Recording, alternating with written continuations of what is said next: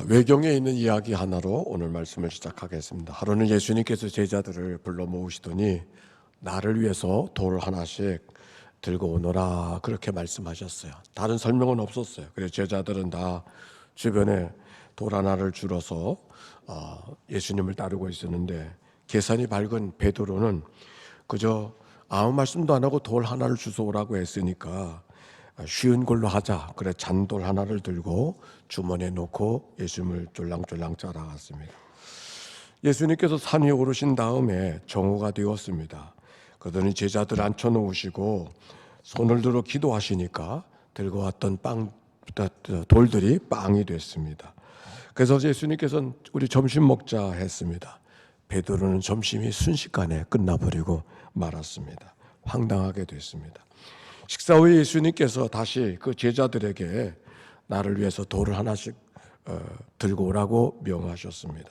정신이 번쩍 난 베드로는 이번에는 실수하지 않겠다고 둘러보고서 큰 바위 하나를, 작은 바위 하나를 들고 가기로 했습니다. 힘이 들었지만 그래도 저녁 식사까지는 견딜 수 있을 거다 생각하고 예수님 앞장서신 길을 따라갔습니다. 애를 먹고 저녁이 됐습니다. 강가로 가시던 예수님께서 이렇게 말씀하셨습니다. 이제 저 들고 왔던 돌들을 저 강 속에 던져버려라 그랬어요. 그러니 무거운 돌을 들고 와서 떡을 만들어 주실 줄 알았더니 강 속에 던지라고 하니까 제자 베드로는 또 황당하기 짝이 없었다고 하는 얘기입니다. 그래서 황당해 하니까 예수님이 탄식하며 말씀하셨어요. 내가 너희들에게 했던 말을 잊어버렸느냐? 나를 위해서 돌을 들고 오라고 하지 않았느냐? 예수님 말씀하셨답니다. 이 간단한 이야기 그리고 유명한 이야기는 우리에게 어떤 마음으로 주님을 따라가야 될까를 이야기하고 있는 것이죠. 오늘 어떤 마음으로 주님 앞에 다가오셨습니까? 자, 오늘 성경에 있는 이야기로 가겠습니다. 신명기, 이관에 읽었던 말씀은 신명기 후반에 있는 말씀이었습니다. 다 같이 성경을 펴서 신명기 26장 16절의 말씀 같이 읽어봅시다. 시작. 오늘 내 하나님 여호와께서 이 규례와 법도를 행하라고 내게 명령하시나니 그런즉 너는 마음을 다하고 뜻을 다하여 지켜 행하라 그렇게 말씀하셨어요. 신명기는 우리가 아는 대로 출애굽 세대가 광야에서 죽고 광야에서 태어난 광야 세대들에게 선조들에게 베풀어 주신 하나님의 은혜들을 전하고 하나님의 말씀이 무엇인가, 하나님의 규례가 무언가, 하나님의 명령이 뭔가, 하나님의 법도가 무엇인가를 가르쳐 주시는 말씀이 신명기라고 했습니다. 그래서 신명기의 별명은 거듭 말씀하시다 옳습니다. 그런데 26장 15절까지는 규례와 법도가 무엇인가를 말씀하시고 이어서 오늘 16절에 뭐라고 말씀하시냐면 이 규례와 법도를 너는 마음을 다하고 뜻을 다하여 지켜 행하라 그렇게 말씀하셨어요. 저를 한번 따라서 하실까요? 이 규례와 법도를 너는 마음을 다하고 뜻을 다하여 지켜 행하라. 아멘입니까?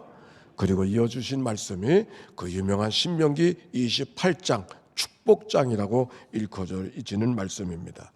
신명기 28장을 보면은 거기 우리가 아는 대로 이런 말씀들이 쭉 기록이 되어져 있어요. 내가 네 하나님 여호와의 말씀을 삼가 듣고 내가 오늘 내게 명령하는 이 모든 명령을 지켜 행하면 하나님 여호와께서 너를 세계 모든 민족 위에 뛰어나게 하실 것이요 그리고 말씀을 지켜 행하기만 하면 성읍에서도 복을 받고 들에서도 복을 받고 내 몸의 자녀도 복을 받고 짐승의 새끼와 소와 양의 새끼들도 복을 받게 될 것이며 광주리와 떡반죽 그릇이 복을 받고 저를 따라서 합시다. 들어가도 복을 받고 나가도 복을 받으리라.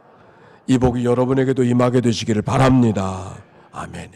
너무 귀한 말씀이고 너무 좋은 말씀이고 너무 사모하는 말씀이기도 한 이 말씀. 들어가도 복을 받고 나가도 복을 받고 얼마나 좋겠어요. 삶이 다 복인데. 그런데 여러분 어떻습니까? 이 말씀이 그저 낭만적으로만 그저 흐뭇하게만 들립니까?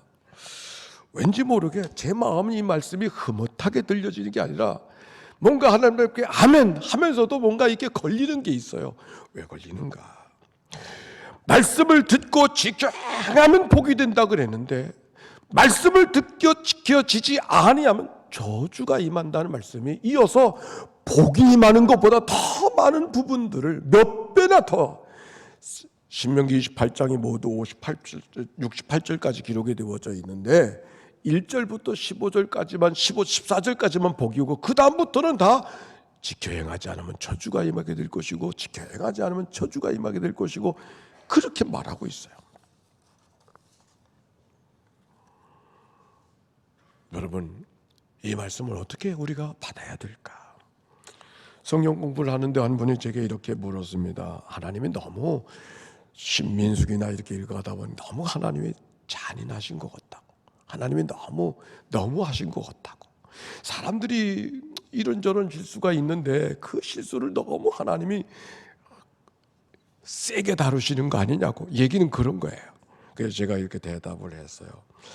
성경의 전쟁은 사람들과 전쟁이나 무기의 전쟁이 아니라 신들의 전쟁이니까 하나님이 잔인하게 보여지는 것들은 사람을 잔인하게 대하는 것이 아니라 그 사람을 장악하고 있는 신들을 강하게 단호하게 처단하시려고 하는 하나님의 일이라고 하는 것을 생각하고 성경을 봐야 되지 않느냐고.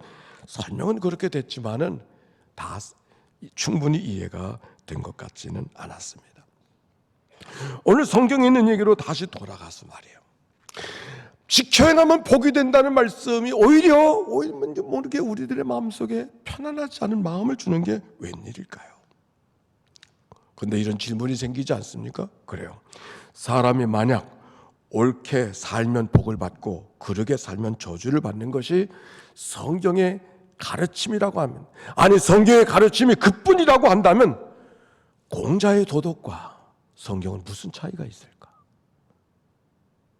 옳게 살면 복을 받고 그르게 살면 복이 없다고 하는 것이 성경의 가르침 그뿐이라고 말하면 공자의 도덕과 성경이 무슨 차이가 있는가? 권선징악적인 가르침뿐이라고 하면 성경의 특별함이 뭘까? 그거는 그런 문제만이 아니라 우리가 말씀을 지켜 살아가고 있다고 하는 우리들 자신에게도 되물어봐야 될 질문입니다. 우리가 살면서 여러 가지 예기치 않았던 일을 만납니다. 이해할 수 없는 일을 만나고 힘든 일을 만나고 아픈 일을 경험하게 되어집니다. 그때 어떤 마음이 들어요? 내가 하나님 앞에 산다고 살았는데, 내가 하나님 앞에 헌신한다고 헌신했는데, 내가 하나님 앞에 행할 만큼 행했는데 하나님께서 내게 주어지는 반응이 그 정도라고 하면 참 내 마음이 너무 섭섭하다. 하나님 너무 하시는 거 아니에요? 내가 하나님 앞에 이만큼 했으면 하나님은 그만큼 해주셔야 되는 거 아닙니까? 라고 하는 것이 우리들의 마음속에 담겨 있지 않습니까? 여러분 어떻게 생각하세요? 모차르트의 영화 아마데우스라는 영화가 있습니다. 모차르트와 그 당시에 같은 음악인이었던 살리에르라는 사람의 이야기입니다. 음악인으로 그 당시를 살아간다고 하는 것은 그냥 음악하는 재주 많은 사람이 음악인으로 살아가는 것이 아니라 경건하게 살지 않으면 음악인으로 살아갈 수가 없어서. 왜? 모든 음악은 궁중이나 성전에서만 울려 퍼졌기 때문에 우리 지휘자처럼 음악인으로 살아간다는 것은 재주 많은 사람이 음악인으로 살아가는 시대가 아니고 경건하게 살아가는 사람들만이 음악인으로 살아갈 수 있었던 시대가 그 시대였습니다. 살리에르는 그런 마음이 있었어요. 음악인으로 살아간다는 것은 적어도 경건하게 살아가는 삶을, 보장되어진 삶을 살아가야 되기에 살리에르는 그렇게 살았고 기도도 그렇게 했습니다. 하나님, 내가 음악으로 주님의 영광을 찬비할 수 있게 하시고, 그래서 저도 늘 하나님 앞에 아름다운 음악을 드릴 수 있을 뿐만 아니라 사람들에게도 칭송받는 그런 사람이 되게 해 주소서. 사랑하는 하나님이여, 그래서 할 수만 있거든 내 음악이 사람들에게 많이 사랑받고 알려지는 음악이 되게 하시고, 그래서 내 이름도 잘 알려질 수 있다면 참 좋겠습니다. 하나님께서 나를 도와주시기만 하면 나는 하나님께 순결과 근면과 겸손과 내 삶 전체를 헌신하며 살겠습니다. 뿐만 아니라 여러 사람들 열심히 도우며 섬기며 살겠습니다. 하나님 도와주십시오. 늘 하나님 앞에 그렇게 기도했습니다. 정말 살리에리는 경건한 음악인답게 그 맹세를 지키고 하나님 앞에 기도한 모습대로 열심히 음악을 하고 또 음악인들을 가르치고 또 어려운 사람들을 잘 섬기면서 열심히 살았습니다. 살리에리의 인생이 음악 인생은 잘 풀려가는 인생이 되어졌고, 음악 인생으로 잘 풀려갈 때마다 하나님이 내 기도를 참 들어주셔서 참 너무 감사하다, 고맙다, 그런 마음으로 살게 되었습니다. 그런데 그러던 어느 날이었습니다. 살리에리 앞에 모차르트라는 사람이 등장했습니다. 음악적인 재능이 천재적인 재능을 갖고 있었던 그 모차르트는 가필이 없는 음악의 악보를 갖고 있었어요. 늘 머릿속에 음악이 다 가득 찼기 때문에. 모차르트의 천재성은 아마도 하나님이 부여하신 게 틀림이 없었습니다. 모차르트의 원래 이름은 볼프강 아마데우스 모차르트. 이 아마데우스라는 말은 하나님께 사랑받는 자라고 하는 마음, 이 이름을 뜻을 갖고 있는 아마데우스가 그의 이름이었습니다. 그러나 모차르트의 삶은 경건하지 않았어요. 오히려 방탕과 제멋대로 천박하게 살아가는 삶의 모습, 사람들에게 주목받지 못하는 사람들에게 손가락질 받는 삶이 모차르트의 모습이었어요. 당시의 음악인은 하나님의 영광을 위해서 하지 않으면 음악을 할 수 없던 시절에 모차르트의 삶은 그렇지 않았어요. 오히려 세속적인 노래, 피가로의 결혼식을 연주하고 하나님의 영광과 상관없는 세속적인 음악으로 사람들에게 더 주목받고 있었던 모차르트. 살리에리가 봤을 때 모차르트는 되먹지 못한 인생이었습니다. 아니, 왕궁이나 성전에서만 들려줘야 될 그 음악이 저 술집에서 들려지고 있다니, 이건 말도 안 돼. 살리에리는 견딜 수가 없었습니다. 지금까지의 자기 음악적인 업적은 자기 경건에서 나왔다고, 어떻게 하든지 나는 하나님의 복을 받을 만한 자격을 갖추려고 경건하게 살려고 했는데, 모차르트는 자기 약혼녀가 있음에도 불구하고 마음대로 살고 있는 저 모차르트가 사람들에게 주목을 받고 있다니, 더더군다나 하나님이 아무런 징계도 하지 않고 계시다니, 이게 말이 되는가? 살리에리의 신앙은 흔들리기 시작했습니다. 그리고 어느 날 자기의 경건마저 포기하고 말았습니다. 경건하게 살려고 했던 그의 생각은 다 때려지고 원한과 질투와 원망과 증오와 절망의 나락에 삼켜진 인생이 살리에리의 인생이 되었어요. 영화의 한 장면에서 그가 말합니다. 나는 이제 하나님을 위하여, 나는 이제 당신과 적입니다, 원수입니다. 내뱉어버린 이 살리에리의 삶. 오늘 이 살리에리의 삶이 오늘 우리의 믿음을 행해 얘기하고 있는 것은 아닌가요? 우리가 하나님 앞에 믿음의 삶이라고 하지만 내가 이만큼 했으니 하나님 그만큼 도와주셔야 되는 거 아닙니까? 그게 믿음뿐이라면 살리에리가 착하게 살았던 것, 경건하게 살았던 건 하나님과의 거래였지 진정한 믿음일 수 없었다는 그 이야기의 가르침은 우리에게 무엇을 이야기해주고 있는가?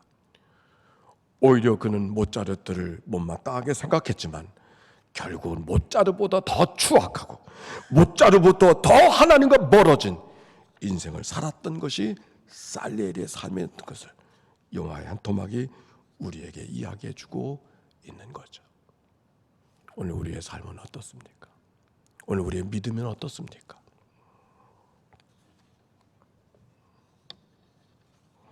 그런데 오늘 여러분과 함께 다시 성경 신명기 30장으로 읽어가도록 하겠습니다. 자, 성경을 펴십시다.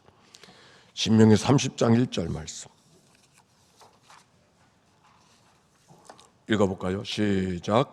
내가 내게 진술한 모든 복과 저주가 내게 임함으로 내가 내 하나님 여호와로부터 쫓겨간 모든 나라 가운데서 이 일이 마음에 기억이 나거든. 뭐라고 말하고 있습니까?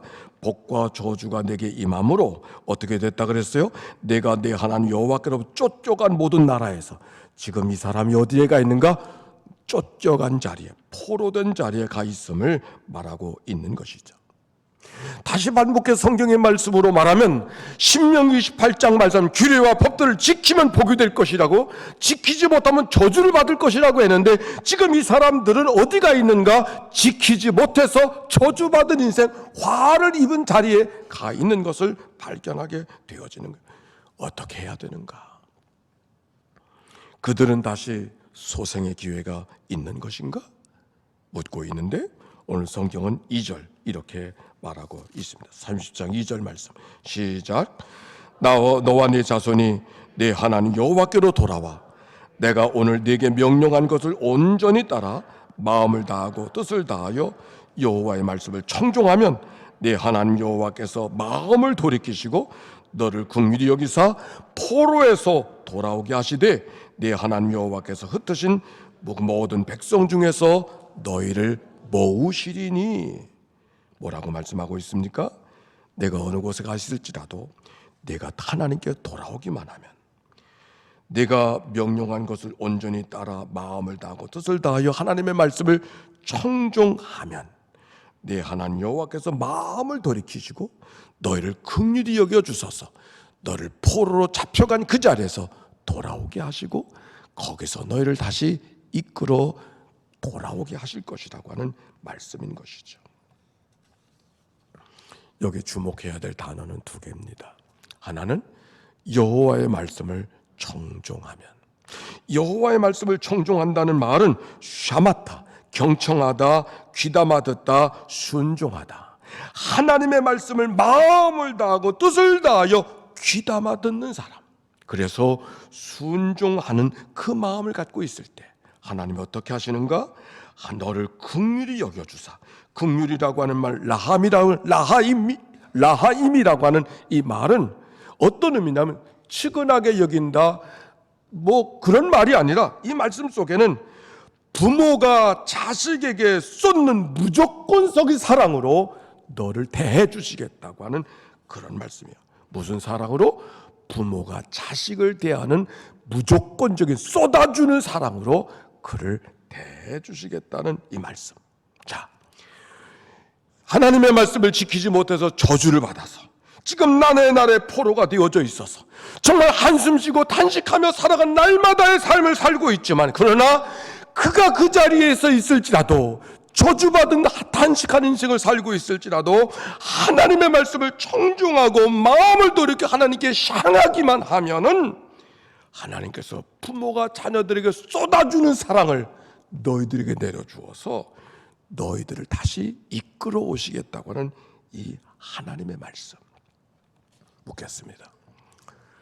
부모가 자녀를 사랑하는 것이 큰가요? 자녀가 부모를 사랑하는 것이 큰가요? 되물을 필요도 없죠. 부모가 자녀를 사랑하는 것이 자녀가 부모를 사랑한 것만큼 자녀를 사랑하는 부모가 있어요. 내가 나 이만큼 사랑했지, 그래 나도 너 이만큼 사랑한다, 그런 부모 있나요? 탕자의 비유를 기억합니다. 작은 아들 분깃을 달라 그래서 먼 집에 갔지만은 실패하고 결국 집으로 돌아오고 있었습니다. 아버지가 나를 어떻게 맞이해 줄 건가 하는 마음이 작은 아들의 마음속에 있었을 것입니다. 그런데 성경은 어떻게 말하고 있습니까?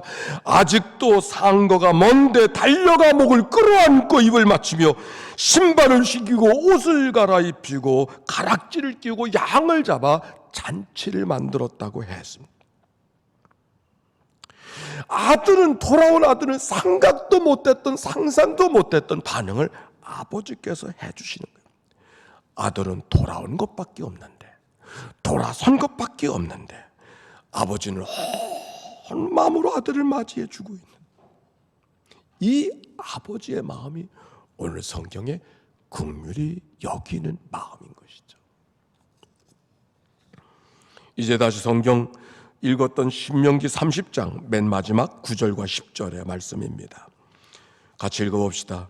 내가 내 하나님 여호와의 말씀을 청종하여 이 율법책에 기록된 그의 명령과 규례를 지키고 내 마음을 다하며 뜻을 다하여 여호와 내 하나님께로 돌아오면, 마지막 여호와께서 내 조상들을 기뻐하신 것 같이 너를 다시 기뻐하사 내게 복을 주시리라. 아멘. 우리가 성경을 펼 때 특별히 신명기 명령과 규례, 법도와 규례를 지켜 행하라는 말씀이 얼마나 많이 기록되어져 있는지. 그런데 어떻습니까? 우리가 하나님의 말씀, 법도와 규례를 넉넉하게 지켜 행하고 있습니까? 아니면 지키지 못한 일들이 너무 많습니까? 강조해 주시는 것만큼 하나님의 법도와 규례를 넉넉하게 지키고 있습니까? 아니면 지키지 못할 때가 너무 많습니까? 신명기의 말씀이 복을 받는 일이 얼마 되고 더 많은 구절이 저주에 대한 이야기가 기록되어진 것은 신명기의 탓을 하는 것이 아니라 우리의 삶이 그렇지 않습니까? 지킬 때도 있죠. 그러나 지켜 살아갈 때보다 지키지 못하고 살아갈 때가 훨씬 더 많은, 그게 신명기의 삶이 신명기에 있지 않고 우리의 삶 속에 있는 거 아닌가요? 사랑하는 성도 여러분, 그러나 낙심하지 마시기 바랍니다. 우리가 어떤 자리에 있다 할지라도, 아니 하나님의 말씀을 다 지켜 행하지 못해서 화가 임하고 재앙이 임하고 저주받는 자리에 가 있을지라도 하나님께로 향하여 돌아서기만 하면, 돌아서는 모습을 보시고, 우리가 완전해지지 않았지만, 우리가 온전해지지 않았지만 돌아서기만 하면 하나님께서 돌아선 모습을 보시고, 우리가 생각하지도 못했던, 증량할 수 없는, 비교할 수 없는 하나님의 엄청난 은혜로 그의 삶을 안아주시고 갚아주시고 도와주신다는 말씀이 신명기가 우리에게 가르쳐주시는 메시지라고 하는 것, 여러분과 같이 나누고 싶은 말씀이에요. 내가 이만큼 했으니까 하나님이 저만큼 해주시는 그런 하나님이 아니고, 내가 무엇을 했기 때문에 하나님이 저것을 해주시는 그런 하나님이 아니고, 오늘 여기 성경 맨 마지막에 있는 말씀처럼 여호와께서 내 조상들을 기뻐하고 택하신 것 같이 내가 너희를 기뻐하고 택해 줄 것이라. 조상들이 어떻게? 아브라함이 무엇을 했기 때문이 아니에요. 이삭이 무엇을 했기 때문이 아니에요. 야곱이 뭘 했기 때문이 아니라 못되고 부족하지만 하나님이 택해 주셔서 그들을 감싸 안아주시고 언약을 맺어주신 그 하나님의 사랑이 그들과 뿐만이 아니라 우리에게도 동일하게 임하게 될 것이라는 하나님의 약속의 말씀인 것이다. 지난주의 말씀을 기억합니까? 그래서 여호와께서 너희를 기뻐하시고 너희를 택하신 것은 너희가 다른 민족보다 수요가 많고 너희가 잘난 민족이 되어서 그런 것이 아니라 오히려 민족 중에 가장 부족하고 가장 보잘것없기 때문에 내가 너희를 택하고 너희를 기뻐해 주었노라고 하는 말씀. 여호와께서 다만 너희를 사랑하심으로 말미암아.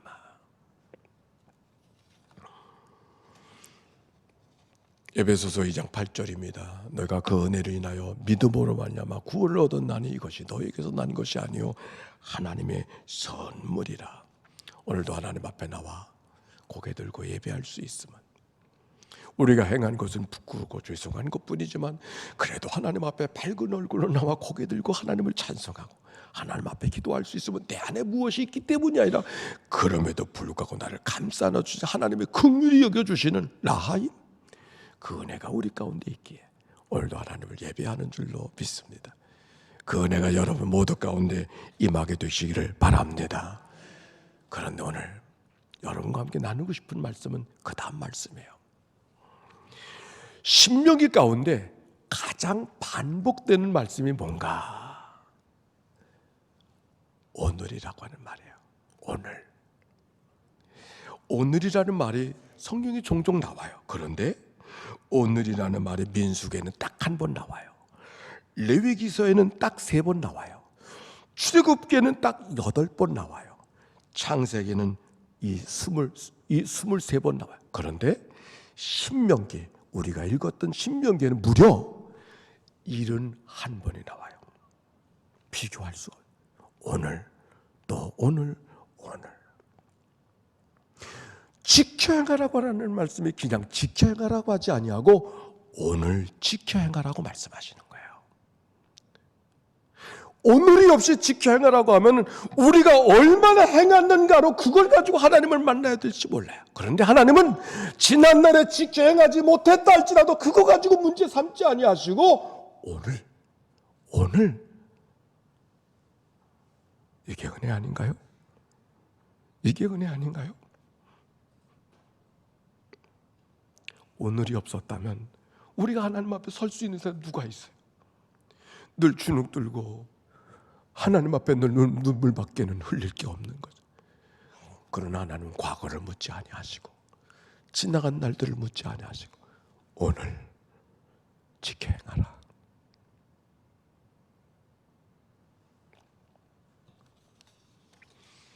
분별에 대한 이야기를 몇 주 전에 했지만 또 어디라는 사람의 분별은 습관이라고 이야기하면서 하나님의 뜻이 무엇인지를 늘 습관처럼 분별해 가는 것이 우리에게 소중하다고 이야기하면서, 그런데 그가 우리에게 가르쳐준 더 중요한 얘기, 분별했기 때문에 큰 소리하고 분별이기 때문에 어깨 피는 그런 사람이 아니라 오히려 늘 주님과 동행하려는 열망을, 오늘 주님과 동행하라는 그 열망을 갖고 살아가는 것이 더 소중하다고 그렇게 이야기했습니다. 오히려 분별해서 자세하려고 하는 그 마음의 욕망을 포기하고 어떤 경우든지 하나님을 신뢰하며 살아가는 삶을 살아가게 돼.